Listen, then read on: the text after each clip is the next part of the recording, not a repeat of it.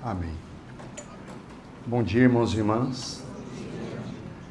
Nós agradecemos ao nosso Senhor, mas essa oportunidade que Ele nos concede, de estarmos assentados aos pés dEle.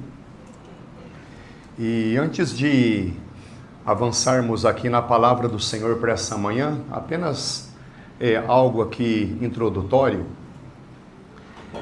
Na palavra de Deus, em especial no Novo Testamento, quando aparece a expressão palavra, existem duas palavras gregas. Uma é a palavra logos e outra é a palavra rema. Logos significa a palavra escrita, a palavra falada. É algo assim mais objetivo. Por exemplo, quando o Senhor Jesus fala em João, capítulo 17, verso 17, santifica-os na verdade, a tua palavra é a verdade. Ali é logos. A palavra de Deus é a verdade. Mas quando aquela palavra, ela fala direto aos nossos corações, é uma palavra que nos toca, que nos mexe, aí nós temos a expressão rema. Então, palavras do Senhor Jesus em João capítulo 6. As minhas palavras são espírito e são vida. Palavras ali é rema. Tá? As minhas palavras, elas são espírito e vida. Então, fazendo o teste. Romanos 10, 17, o que diz? Ok. A fé vem pelo ouvir e ouvir pela palavra de Cristo. Que palavra está escrito ali? Logos ou rema? Rema. Rema. Eu sei que é difícil, tá, irmãos? Eu só estou respondendo porque eu estudei antes. O que significa isso? Nós precisamos do falar vivo do nosso Senhor Jesus. Irmãos, qual é o grande desafio de todo ajuntamento? É o Logos se tornar rema. É a palavra de Deus realmente vir sobre as nossas vidas com aquele impacto, que nos fala, que nos alimenta, que nos lava, que nos desafia, que muda nossos conceitos, muda nossos valores. Então, em nome do Senhor Jesus, que a palavra dele em nossos corações, de logo, se transforme em rema. Como isso é possível? Em primeiro lugar, pela graça. Irmãos, em tudo nós dependemos da graça do nosso Senhor. Jamais esqueçamos, a iniciativa é dele. E nós o louvamos porque ele é o Deus de toda graça. Ele está disponível em nos abençoar. Mas aí é que entra a nossa responsabilidade. Irmãos, em primeiro lugar, a responsabilidade aqui entre nós é minha. Eu tive a responsabilidade de, ao longo da semana, estar aos pés do Senhor, orando, clamando, pedindo a misericórdia dele. Senhor, eu não quero dar um estudo bíblico. Eu quero comunicar as tuas palavras que o Senhor tem exatamente para nós. Os irmãos entendem? Então, toda vez que alguém for trazer algum estudo da palavra, guarde isso, por favor, esteja primeiro aos pés do Senhor.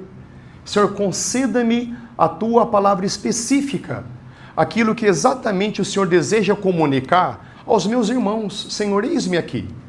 Então, irmãos, essa é a minha responsabilidade.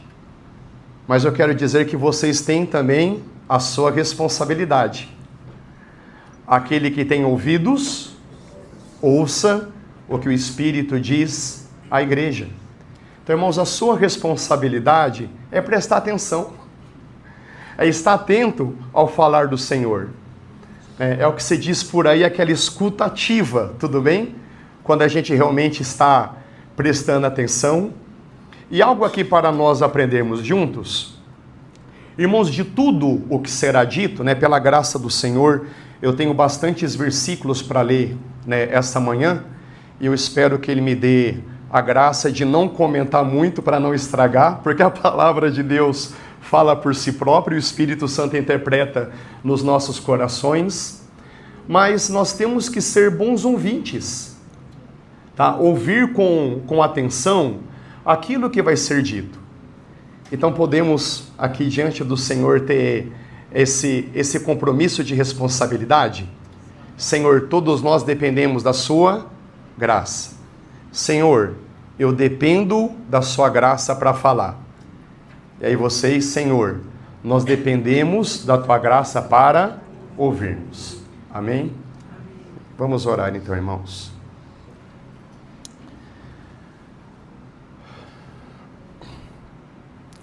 Senhor, como acabamos de dizer, quão importante é que as tuas palavras de Logos seja pelo teu Espírito transmitida aos nossos corações como rema, como a palavra viva. E é esse milagre que nós humildemente pedimos ao Senhor essa manhã, que a tua palavra venha, Senhor, poderosamente em nossas vidas. Que a tua palavra destrua tudo o que deve ser destruído. Que a tua palavra construa tudo o que deve ser construído. Senhor, nem só de pão nós vivemos pela tua palavra. Então fala-nos, porque nós, teus servos, estamos aqui para ouvi-lo. Amém.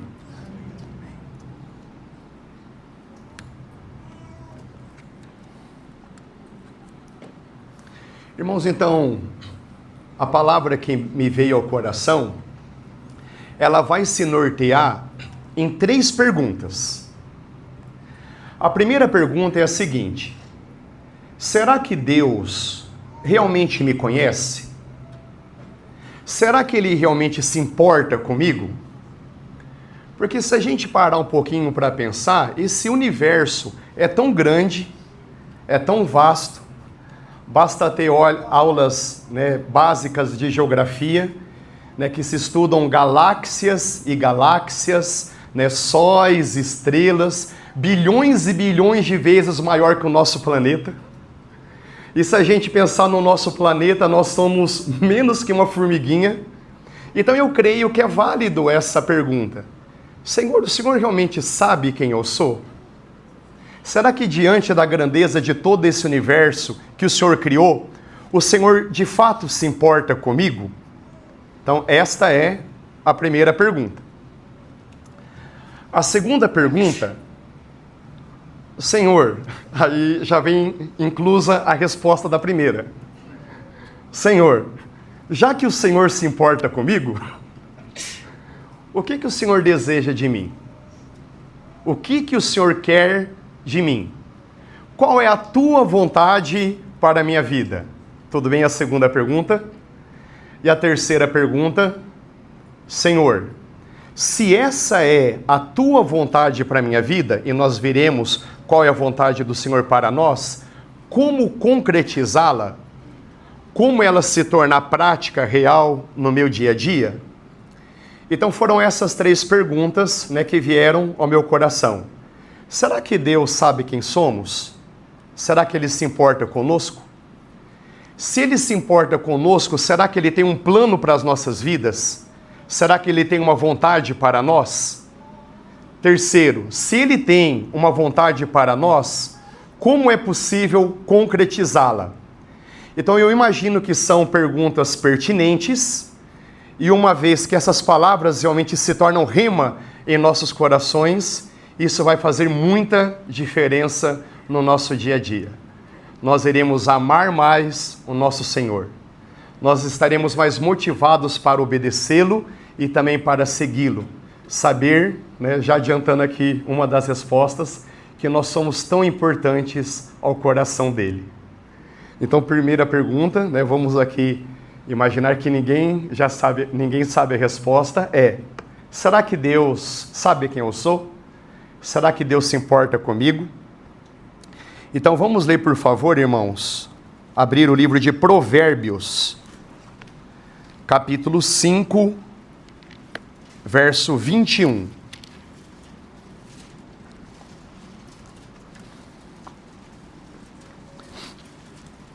Provérbios, capítulo 5, verso 21, diz assim: porque os caminhos de todas as pessoas estão diante dos olhos do Senhor, e Ele considera todas as suas veredas. Os caminhos de todas as pessoas, será que estamos inclusos ou não? Sim, estão debaixo dos olhos do Senhor. Ainda no livro de Provérbios, no capítulo 15, no verso 3.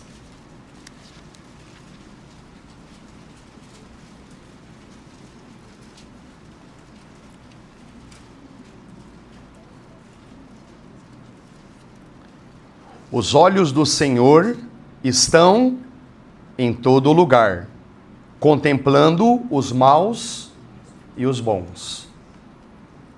Então, mesmo esse universo sendo tão grande, tão amplo, tão imenso, os olhos do Senhor estão em todos os lugares, contemplando os maus e os bons.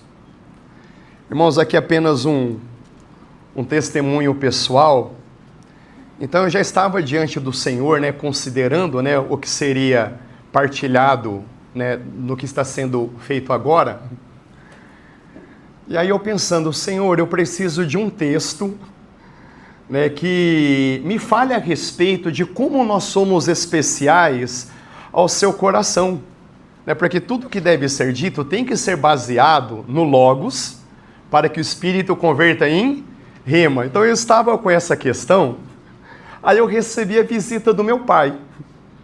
Aí o meu pai sempre chega, com as suas perguntas, Aí chegou para mim: filho, eu estava lendo o Salmo 139 e tem uma passagem lá que eu não entendi muito bem. Ah, Salmo 139. Irmãos, o que diz o Salmo 139? Senhor, tu me sondas e me conheces. Tu sabes o meu levantar e o meu deitar. De longe o Senhor enxerga os meus caminhos. Tu sabes todas as minhas veredas. Irmãos, esse é o nosso Deus. Tão grande, tão imenso, tão poderoso, tão glorioso, tão majestoso, adorado por querubins, serafins, anjos, obedecido por principados, potestades, e mesmo sendo tão grande, Ele se importa com cada um de nós. Irmãos, em nome do Senhor Jesus, que essa verdade realmente venha queimar no nosso coração. Eu sou importante para o Deus Criador e sustentador de todo o universo. Tá? Vamos avançar mais um pouquinho? Apocalipse capítulo 2, verso 23. Apocalipse capítulo 2, verso 23, a parte final. Diz assim: eu sou aquele que sonda, examina, perscruta, sabe das suas mentes e dos seus corações. E eu retribuirei cada um de vocês segundo as suas obras. Então, irmãos, a ênfase aqui é o começo. Ele sonda, ele examina, ele conhece tudo o que passa nas nossas mentes e nos nossos corações. Então, Ele é um Deus que sabe quem somos, sim ou não? Sim. Ele sabe exatamente quem nós somos. E avançando um pouquinho, mas será que Ele se importa conosco? Vamos abrir em Lucas capítulo 12.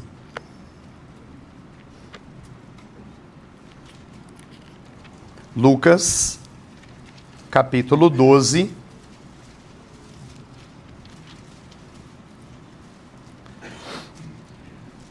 versos 6 e 7. Lucas, capítulo 12, versos 6 e 7. Irmãos, na época, o pardal era o animal mais desvalorizado em termos de comércios, tudo bem? Tá? O pardal era um pássaro assim bastante desvalorizado. E olha o que o Senhor Jesus nos diz. 12, verso 6. Não se vendem 5 pardais por 2 moedinhas? Entretanto, Deus não se esquece de nenhum deles. Pausa. Para o animal mais desvalorizado, o que o Senhor está dizendo? Que o nosso Deus não esquece nem do mais desvalorizado dos animais. Aí o Senhor Jesus continua, verso 7. Até os cabelos de vocês estão todos contados. Então não temam, vocês valem muito mais do que os pardais. Amém? Irmãos, somos ou não preciosos aos olhos do nosso Deus? Muito preciosos. Ao ler esse versículo, eu descobri que o Senhor me valoriza mais do que eu a mim mesmo, porque sinceramente eu não dou muito valor para pelo meu que cai, né? A minha esposa sim, às vezes ela reclama, né? O que é esse pelo aqui na pia, né? Mas eu sinceramente não dou muita importância. Mas o nosso Deus não, até mesmo cada um dos nossos cabelos. Você se importa de saber quantos cabelos você tem, se um a mais, um a menos? Acredito que não, né? Mas o nosso Deus se importa com fio de cabelo. Então, irmãos, em nome do Senhor Jesus, todas as vezes que o inimigo vier nos afrontar com pensamentos negativos, destrutivos, que essa palavra realmente venha aos nossos corações. Eu sou precioso aos olhos de Deus. E aí eu pergunto para vocês, qual é a maior prova de que nós somos importantes para Deus? Eu penso que os irmãos têm condições de responder. Qual é a maior prova que Deus nos ama? A crucificação, a cruz do nosso Senhor Jesus. Vamos ler Romanos capítulo 5, verso 8.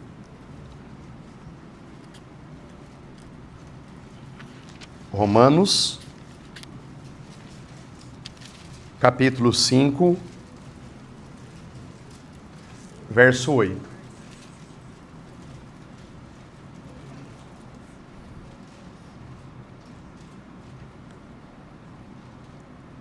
Mas Deus prova o seu amor para conosco, pelo fato de Cristo ter morrido por nós, quando nós ainda éramos pecadores.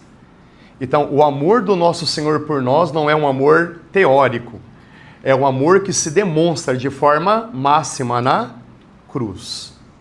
Irmãos, quando o nosso Senhor Jesus esteve lá, todos os nossos pecados foram colocados sobre ele. Ele aceitou os nossos pecados. Irmãos, é algo que deve estar nas nossas orações diárias. Senhor, muito obrigado. Muito obrigado pelo teu amor real e pela demonstração do teu amor, aceitando sobre o seu corpo os meus pecados.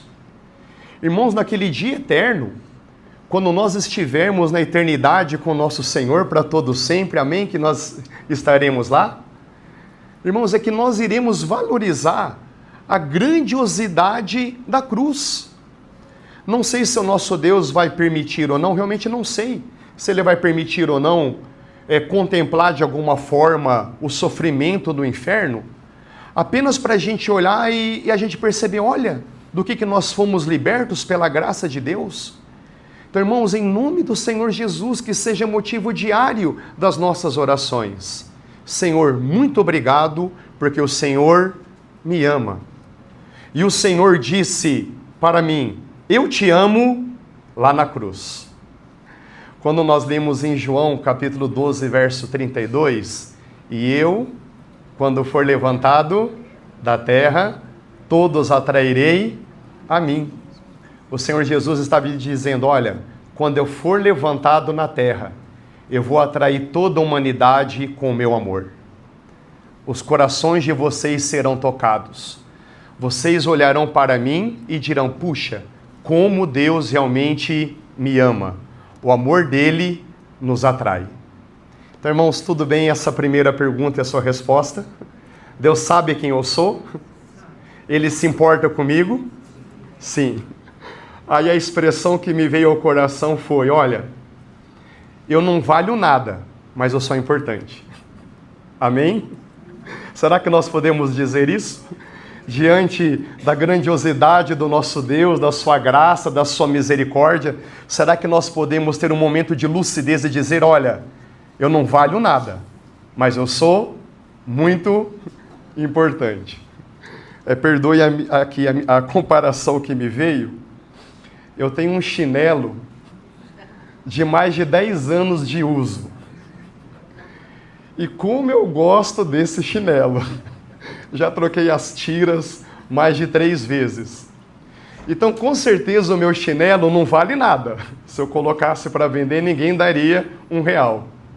Mas sabe aquele apego? Mas ele é importante para mim. Senhor, que nem que eu seja o teu chinelo, e eu sou o teu chinelo, eu não valho nada. Mas eu sou tão importante para o Senhor. O Senhor não me larga por nada. Amém? Amém. Glória a Deus. Deus é muito bom. Irmão, segunda pergunta. Ok. Então, se Deus me conhece, se eu sou importante para Ele, qual é a vontade dEle para a minha vida? É ou não é uma pergunta pertinente? O que Ele deseja para mim? Bom, irmãos, uma primeira resposta, né, e é a melhor das respostas, é a seguinte. O que Deus Pai quer de nós? Ele quer de nós que sejamos semelhantes a Jesus. Ele deseja muitos filhos semelhantes a Jesus. O que o Filho quer de nós? Ele deseja que nós sejamos a sua noiva. E o que o Espírito Santo quer de nós? O Espírito Santo deseja que nós sejamos a sua habitação. Qual é o supremo propósito de Deus para as nossas vidas? Qual é a vontade de Deus para as nossas vidas? Que nós sejamos semelhantes a Jesus, que nós sejamos a sua noiva e que nós sejamos a habitação do Espírito. Irmãos, está claro que esse é o supremo desejo, a grande vontade de Deus para cada um de nós? Mas agora eu gostaria de caminhar em alguns versos da Escritura que deixa de forma muito clara qual é a vontade de Deus para nós. Ainda que todas elas vão convergir para esse supremo propósito, tudo bem? Então vamos começar em João, capítulo 6, verso 29. João, capítulo 6, verso 29.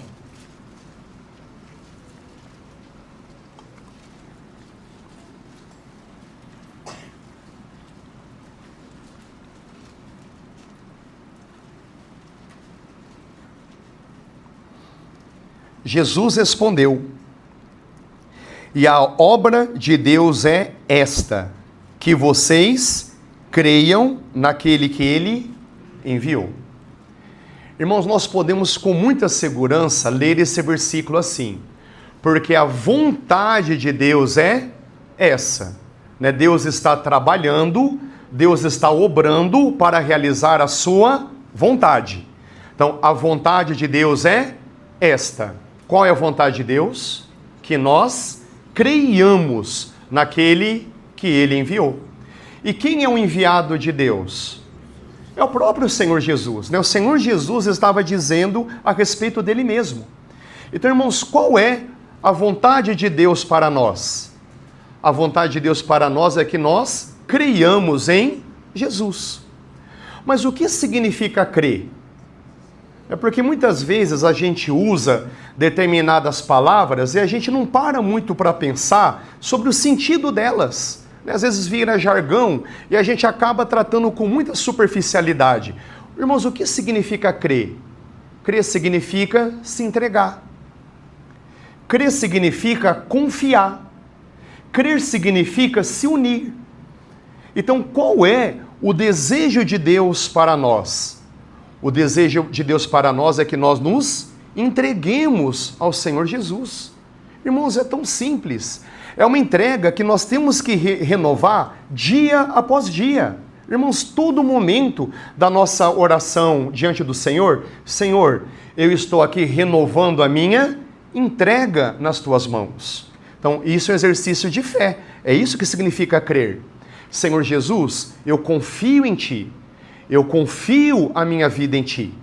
Eu não deposito a minha confiança nos meus recursos financeiros. Eu não deposito a minha confiança na minha formação acadêmica. Eu não deposito a minha confiança na política. Não.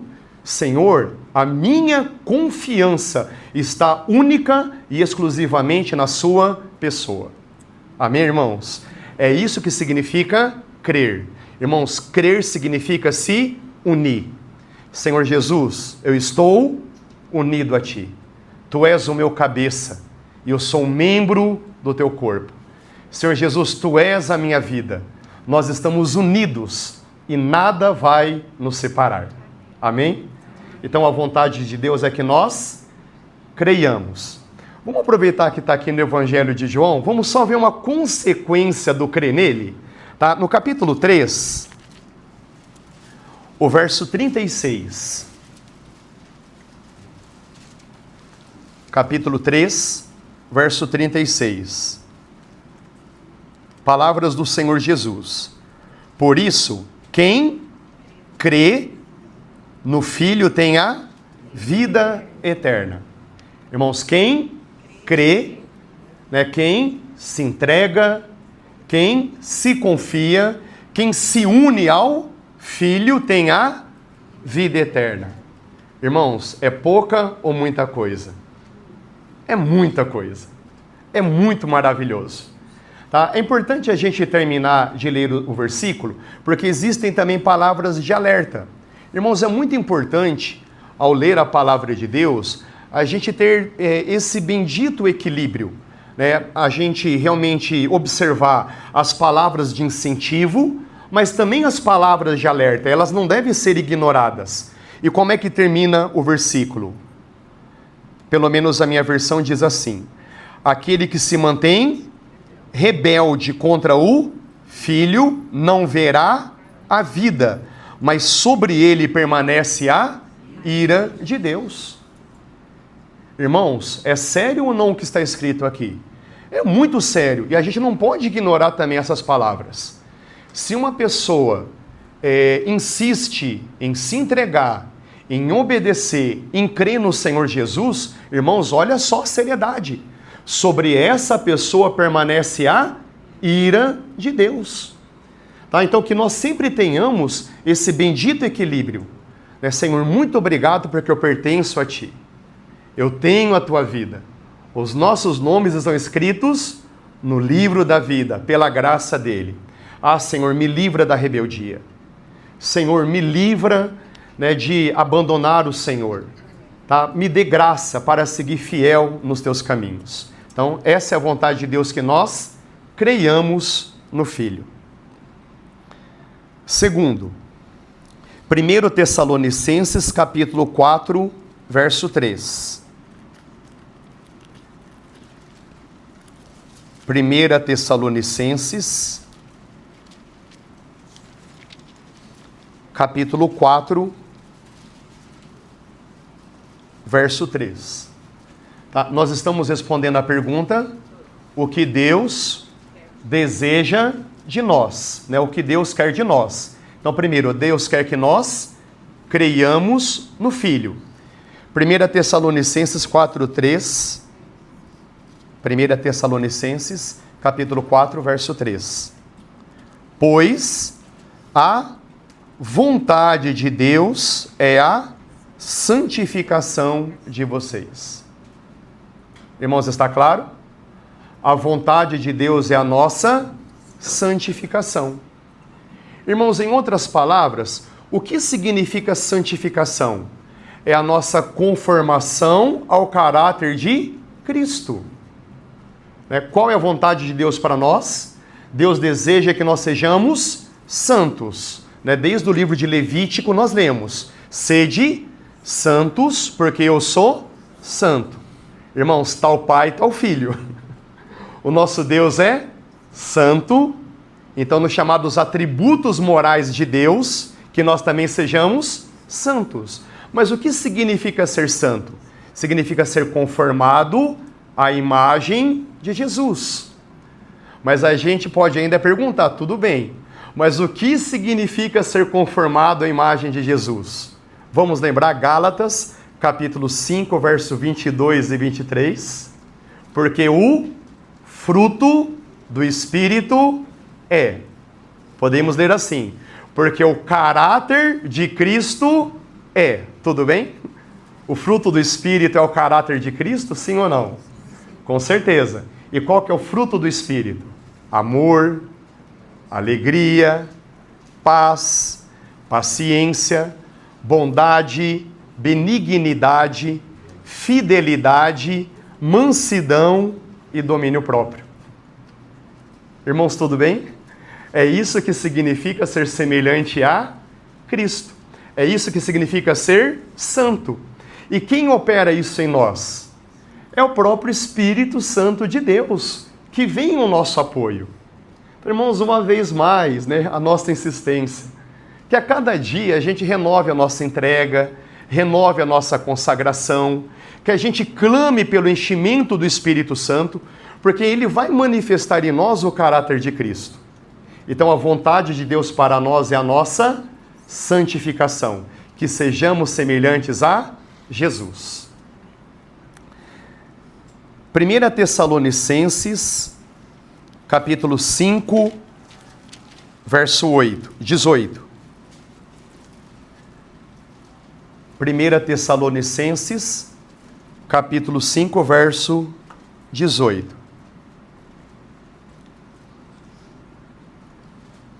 Em tudo deem graças, porque esta é a vontade de Deus para com vocês em Cristo Jesus. Então, irmãos, qual que é a vontade de Deus para nós? Que nós sejamos pessoas agradecidas. O que Deus quer de nós? Ele quer que nós sejamos pessoas agradecidas. Irmãos, por quê?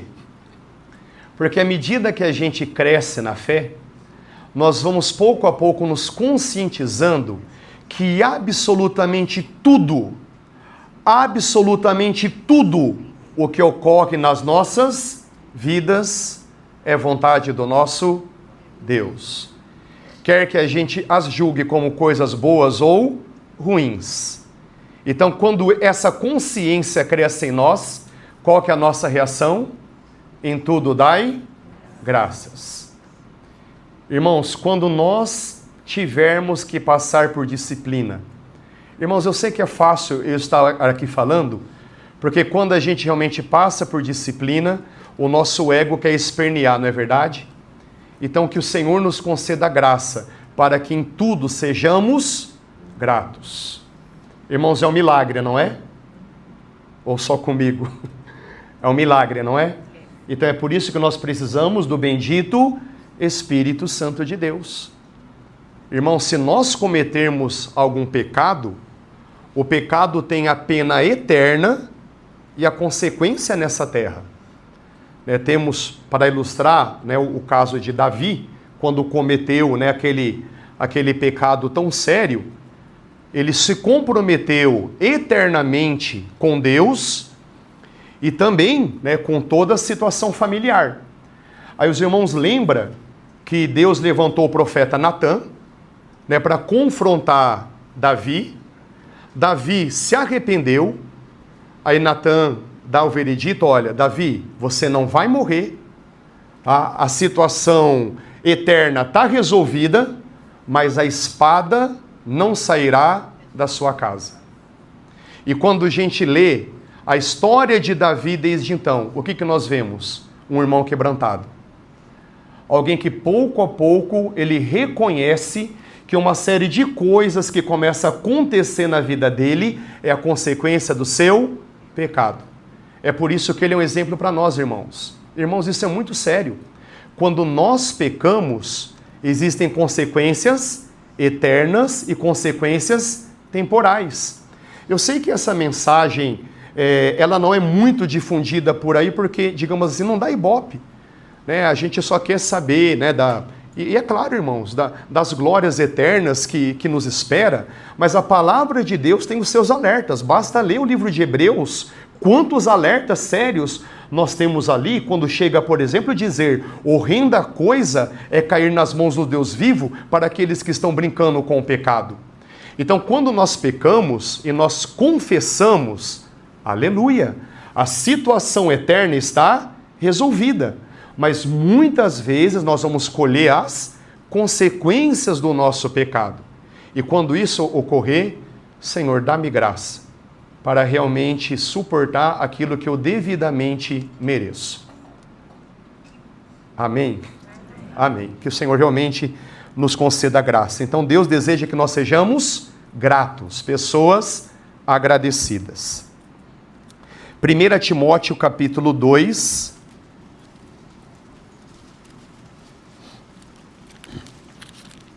versos 3 e 4. 1 Timóteo capítulo 2, versos 3 e 4. Para quem gosta de memorizar é fácil, tá? Tem um número, 1, 2, 3 e 4. 1 Timóteo capítulo 2, versos 3 e 4. Aí você não esqueça o que está escrito. E o que diz lá? Isto é bom e aceitável diante de Deus nosso Salvador, que deseja que todos sejam salvos e cheguem ao pleno conhecimento da verdade. Então, irmãos, qual é a vontade de Deus? Primeiro, que todas as pessoas sejam salvas e depois de salva, cheguem ao pleno conhecimento da verdade. Os irmãos conseguem perceber esses dois estágios? Primeiro, para quem está perdido, né, para quem está na sua incredulidade, para quem está debaixo da ira de Deus, como nós lemos lá em João 3,36, a vontade de Deus é que essa pessoa seja salva. Né? Eu acho interessante como o Espírito Santo é detalhista nas Escrituras, porque coloca na voz passiva, né? Não é que eu me salve. Não, que a pessoa seja salva, porque a salvação vem do Senhor. É Ele que nos salva. Então o desejo do Senhor é que nós sejamos salvos. E uma vez salvos, e uma vez nascidos de novo, né, bebês espirituais, qual que é o desejo dele? Ele deseja que nós cresçamos no pleno conhecimento da sua verdade. Então, irmãos, tudo bem? Então Deus deseja que sejamos salvos e que nós cresçamos no conhecimento dele. Irmãos, em relação a esse desejo de Deus para as nossas vidas, dois detalhes. O primeiro é em relação à palavra conhecimento. Porque, né, na nossa cultura, conhecimento está muito relacionado com informações mentais. Se uma pessoa tem uma boa formação acadêmica, se ela tem uma boa memória, né, se ela é uma pessoa bem informada, ela é uma pessoa que tem autoconhecimento. Essa é a ideia que nós temos mais ou menos no mundo atual, não é verdade? Que conhecimento está muito relacionado à questão intelectual. Mas no mundo bíblico, conhecimento está relacionado à intimidade, está relacionado ao coração. Irmãos, na palavra de Deus, conhecimento está relacionado com intimidade. está muito mais relacionado com o nosso coração, com os nossos afetos. E quantas vezes os nossos afetos transformam a nossa mente, não é verdade? Diga-se de passagem, pessoas apaixonadas não fazem loucuras, porque tudo começou lá no interior. Em nome do Senhor Jesus, que realmente os nossos corações sejam realmente ganhos pelo nosso bendito Senhor. É por isso que ele diz em João capítulo 17, verso 3, a vida eterna é esta, que conheçam a Ti. Irmãos, o que significa conhecimento? Conhecimento significa intimidade. Então, qual que é o desejo do nosso Deus? Ele deseja que nós cresçamos em intimidade para com Ele. Irmãos, é claro que a formação intelectual, ela tem o seu lugar, tá? Por favor, eu não estou desprezando isso, né? Para estar aqui, né? Eu estudei, né? Consultei comentários, oramos bastante, buscando a direção do Senhor, tá? Não estou desprezando que há, né, todo um preparo para isso, mas eu estou querendo dizer a respeito de prioridade.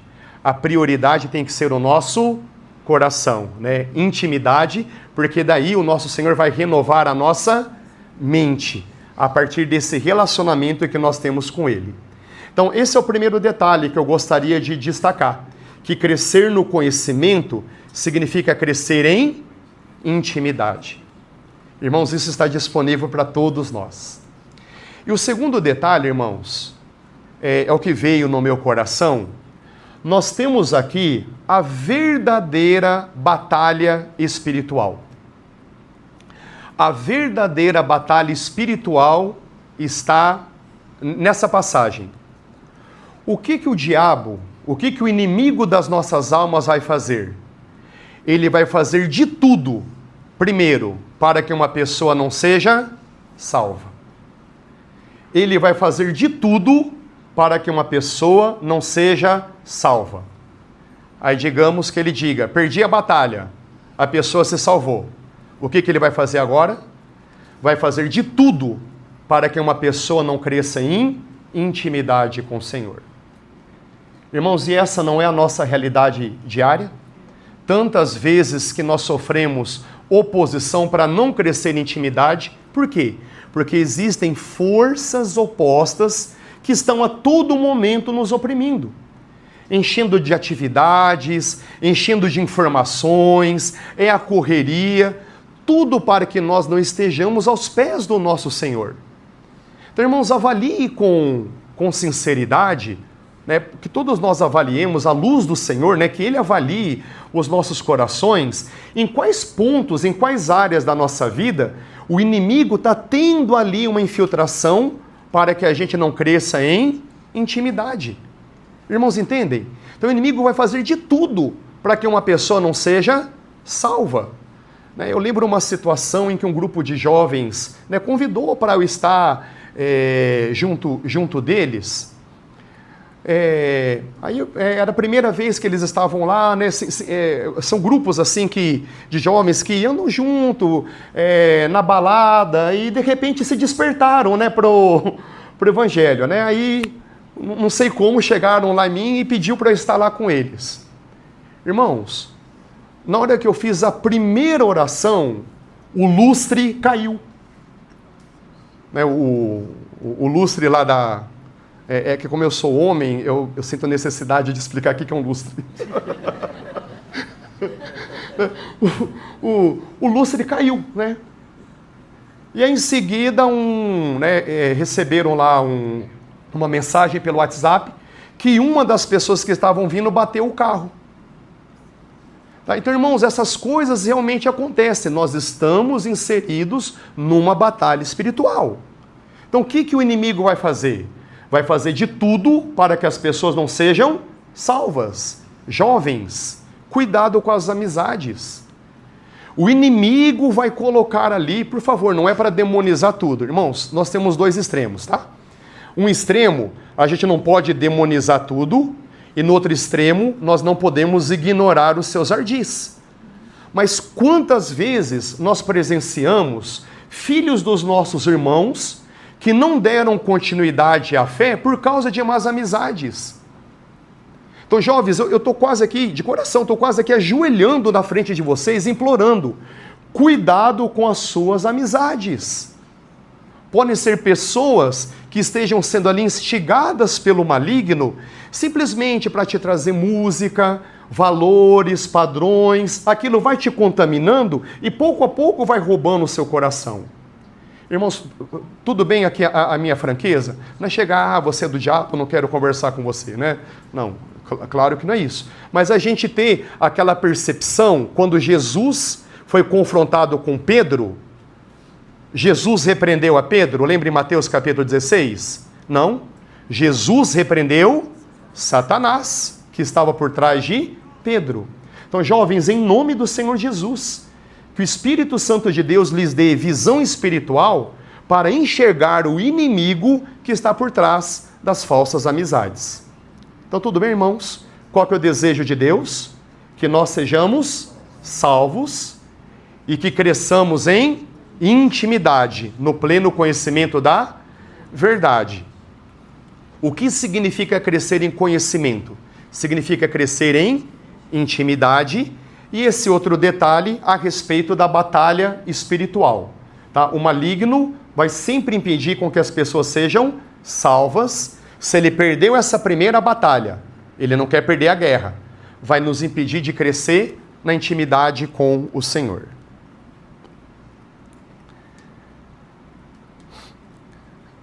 Miqueias, capítulo 6, verso 8.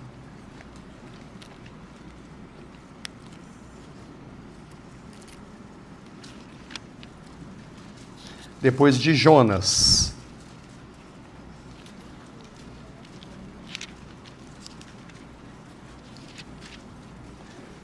Miqueias, capítulo 6, verso 8.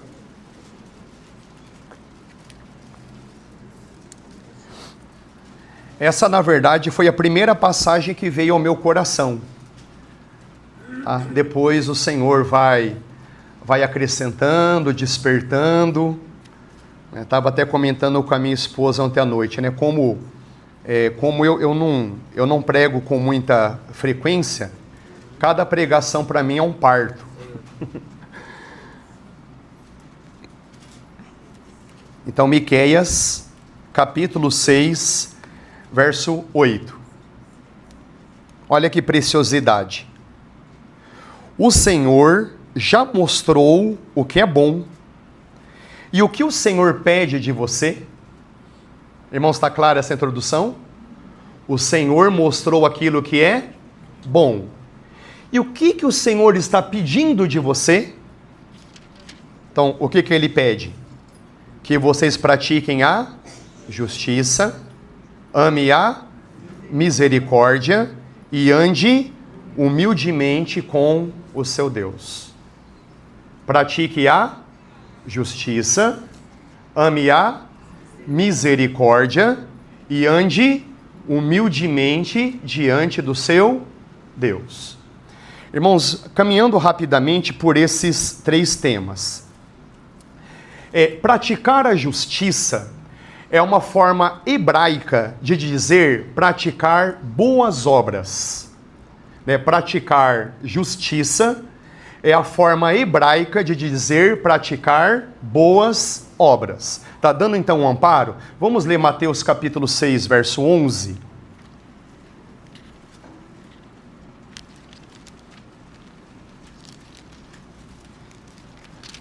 Mateus capítulo 6, verso 1.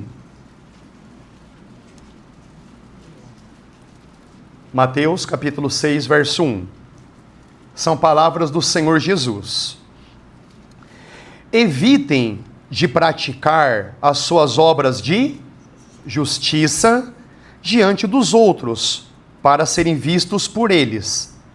Porque sendo assim, vocês já não terão nenhuma recompensa junto do Pai que está nos céus. Então o que o Senhor está dizendo? Não pratiquem as suas obras de justiça. Se continuarmos ler o capítulo 6, o que o Senhor Jesus vai nos ensinar? O dar esmola, o ofertar, a oração e o jejum.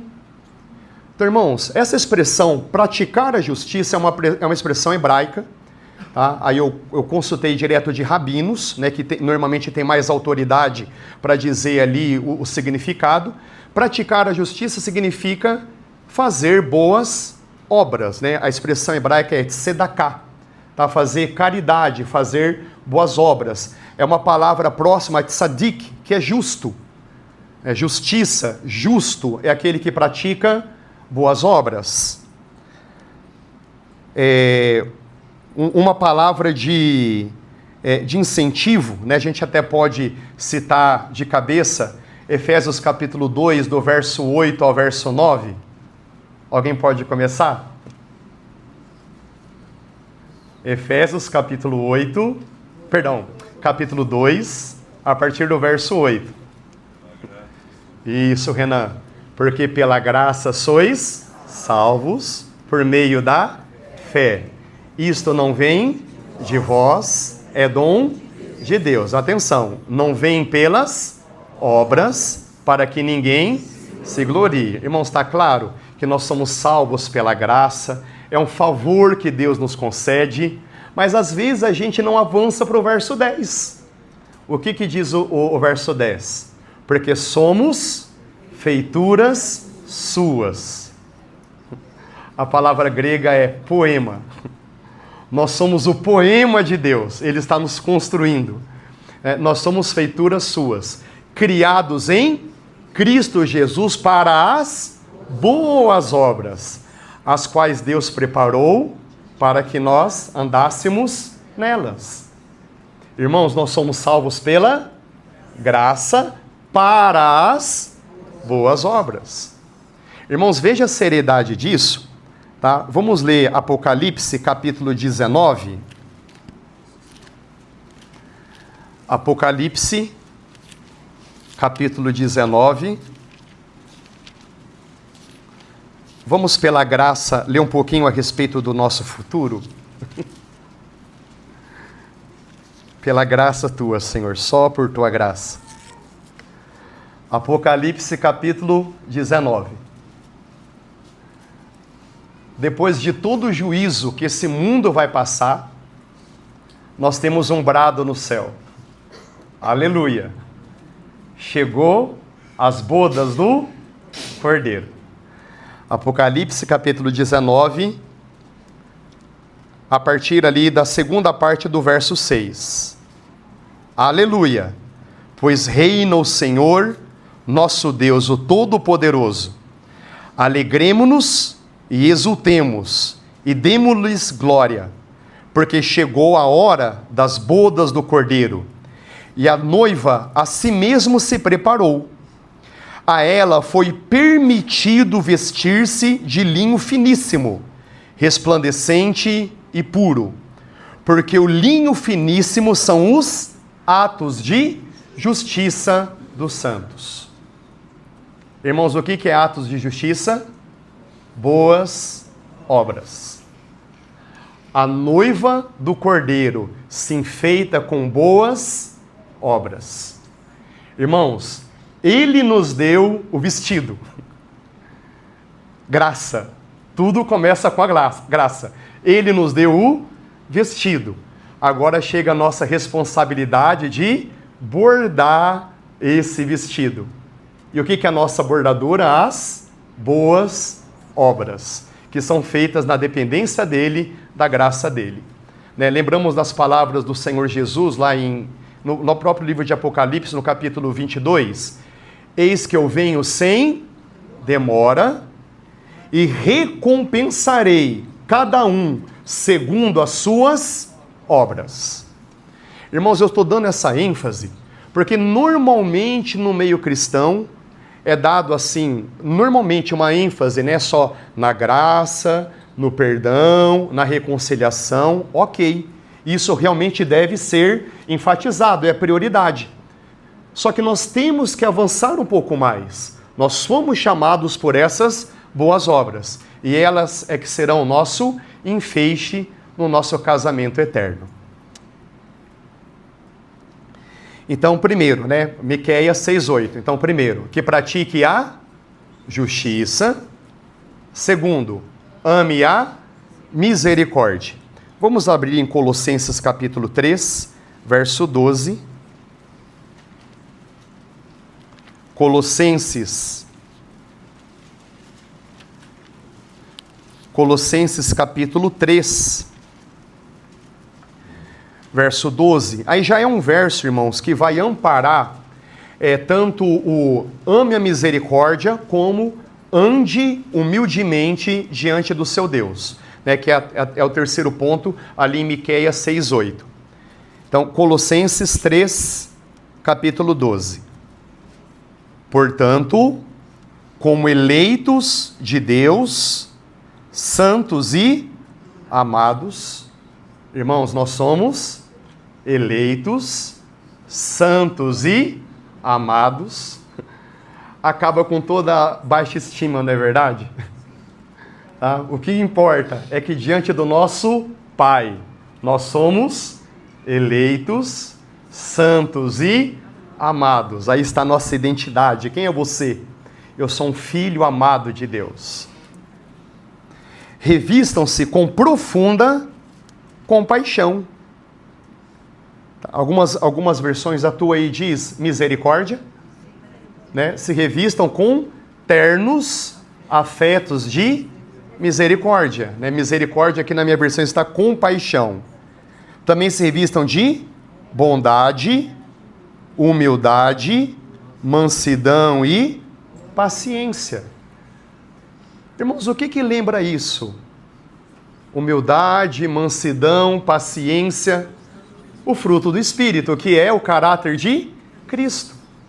Então, se o caráter de Cristo estiver sendo formado em nós pelo trabalhar do Espírito Santo, essas virtudes naturalmente se manifestarão. Então, qual foi a primeira pergunta?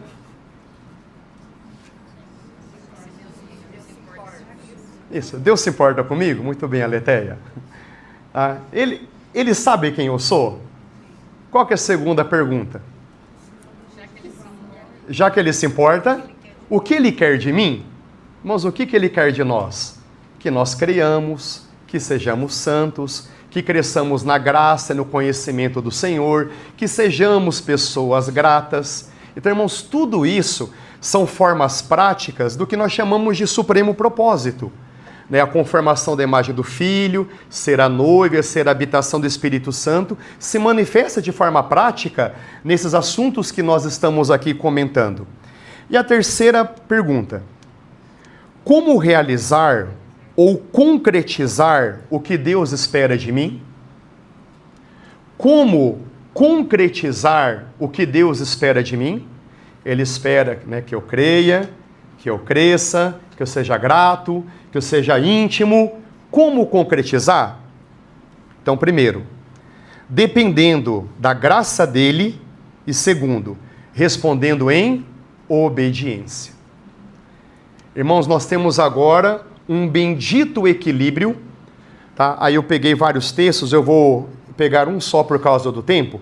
1 Coríntios, capítulo 15, verso 10. Primeira carta de Paulo aos Coríntios, capítulo 15, verso 10. Então, como concretizar a vontade de Deus nas nossas vidas? Gente, qual que é o primeiro lugar? Dependemos da graça dele. Segundo, nós respondemos em obediência. É um equilíbrio que deve existir. Então, 1 Coríntios, capítulo 15, verso 10. Mas, pela graça de Deus, sou o que sou. Então, como é que Paulo começa essa passagem? Pela graça, pelo favor de Deus, pela ajuda de Deus, pela misericórdia de Deus, pelo sustento de Deus, pela proteção de Deus. Irmãos, tudo bem? Começa com a graça. E a sua graça que me foi concedida não se tornou vã. Irmãos, nós temos aqui implícito uma palavra de alerta. Paulo está dizendo, olha, a graça que Deus me concedeu, eu aproveitei até a última molécula, até o último gole. Porque existe a possibilidade de tornar a graça de Deus vã. Quando uma pessoa é irresponsável, aí continuando, pelo contrário, trabalhei. Irmãos, tudo bem agora que o empenho? Trabalhei, me esforcei, muito mais do que todos eles. Paulo está falando dos apóstolos. Todavia, não eu, mas a graça de Deus comigo. Será que a gente consegue enxergar aqui o bendito balanço? A graça de Deus e o nosso trabalho. Irmãos, nós não podemos cair nos dois extremos.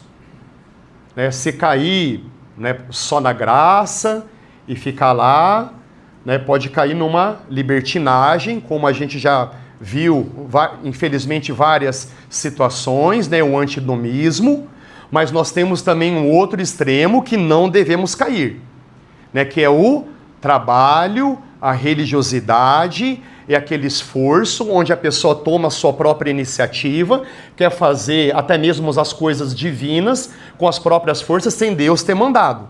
Então, irmãos, fica muito claro que nós temos dois extremos, que nós não devemos cair, tá? Nem a preguiça e nem o ativismo. É porque normalmente quem está na graça, às vezes não percebe que está na preguiça. E quem está no trabalho não enxerga que está no ativismo vão. Então, em nome do Senhor Jesus, para desfrutar de tudo que nós falamos até aqui, que haja entre nós o bendito equilíbrio. Irmãos, toda manhã, cada dia, Senhor, eis-me aqui, toma meu coração, quero renovar a minha fé, a minha confiança no Senhor. Venha o teu reino, realize em mim a tua vontade. Irmãos, não é simples a gente confiar na graça dele? E vamos para o nosso dia a dia. Me veio a comparação, tá a gente deitado. Aí Deus vai lá, nos acorda, nos dá o café da manhã, nos dá a roupa, fala assim, olha, eu vou com você, mas ele não vai trabalhar no nosso lugar. Os irmãos entenderam? Deus nos levanta, nos dá café da manhã, nos dá roupa, promete caminhar conosco, ele é um muro de fogo ao nosso redor, como diz Zacarias. Tudo bem? Toda a provisão da graça, mas Deus não vai trabalhar no nosso lugar. Então, irmãos, que a gente realmente reflita de uma forma equilibrada nessa verdade que é tão necessária para nós. Irmãos, concluindo, Deus se importa conosco. Seus olhos, ouvidos e mãos estão sobre nós. Seus anjos estão ao nosso redor. E o mais incrível, ele habita em nós pela pessoa do teu Espírito. Então, o nosso Deus nos vê, todos os nossos caminhos estão diante do Senhor. Quão precioso é Isaías, capítulo 59, os ouvidos deles está aberto, o braço dele está estendido. Nós somos cercados por anjos. Irmãos, Hebreus é muito claro. Anjos nos são enviados para servir aqueles que herdarão a salvação. A gente não tem ideia de quantos acidentes deixou de acontecer porque o anjo foi lá e revirou toda a situação toda. Existe o papel dele sim, tá, no nosso viver diário, mas o mais incrível é que o próprio Deus habita em nós, na pessoa do seu Espírito. Segundo, Deus nos convida à intimidade com Ele. Ele deseja ser nosso amigo. Ele quer que creiamos e que cresçamos na graça e no conhecimento dEle. Então, esse mesmo Deus, sendo criador de todo esse universo, Ele deseja ser nosso amigo. Nossa, irmão, são palavras muito fortes, Deus ser nosso amigo. E as palavras do Senhor Jesus em João capítulo 15? Não chamo mais vocês de servos, mas os chamo de amigos, porque eu dei tudo o que o meu Pai me deu a conhecer a vocês. Como é que Abraão foi chamado? Amigo de Deus. Irmãos, em nome do Senhor Jesus, é minha oração aqui de olhos abertos. Que nós tenhamos a grande honra de sermos chamados amigos de Deus. E Deus abre os seus segredos para os seus amigos. Irmãos, é incrível. Deus decidiu julgar Sodoma e Gomorra. O pecado atingiu uma situação irreversível, como um dia ele vai também julgar esse mundo.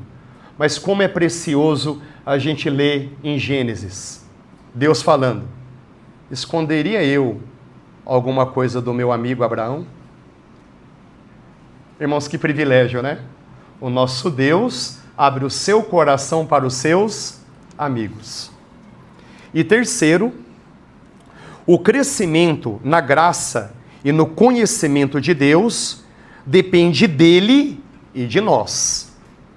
Irmãos, eu confesso que alguns anos na minha caminhada cristã, quando eu era mais simpatizante de uma determinada linha teológica, se eu ouvisse uma informação dessa, eu teria levantado e falado: o rapaz lá é herético. Como assim? Depende de nós. Depende dele e depende de nós. Espero que tenha ficado muito claro em 1 Coríntios, capítulo 15, no verso 10. A parte dele é nos dar o seu espírito, e a nossa parte é andar segundo a direção do Espírito. A parte do nosso Deus é dar-nos o Espírito, todo o seu suprimento habitando em nós. E qual que é a nossa responsabilidade? Andar na direção do Espírito. Então, irmãos, em nome do Senhor Jesus, que essa seja a realidade das nossas vidas. Amém?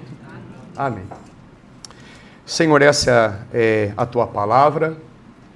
Nós agradecemos por ela. Bondoso Pai, eu admito com sinceridade naquilo que eu tenha excedido. Por favor, Senhor, deleta da mente dos meus irmãos, que realmente isso não fique, porque há esse risco, mas tudo aquilo que realmente veio do Senhor, aquilo que é a Tua palavra para nós, como nós falamos no início, que o Teu logo se transforme em rema. Senhor, que essa palavra seja vivida, seja encarnada em nós. Ó Senhor, realmente livra-nos de toda hipocrisia e nos leva a ser bons ouvintes e praticantes da Tua palavra, como nos diz ela mesma. Nós te agradecemos, nosso Deus e Pai, em nome do Senhor Jesus. Amém e amém. Amém. Obrigado, irmãos.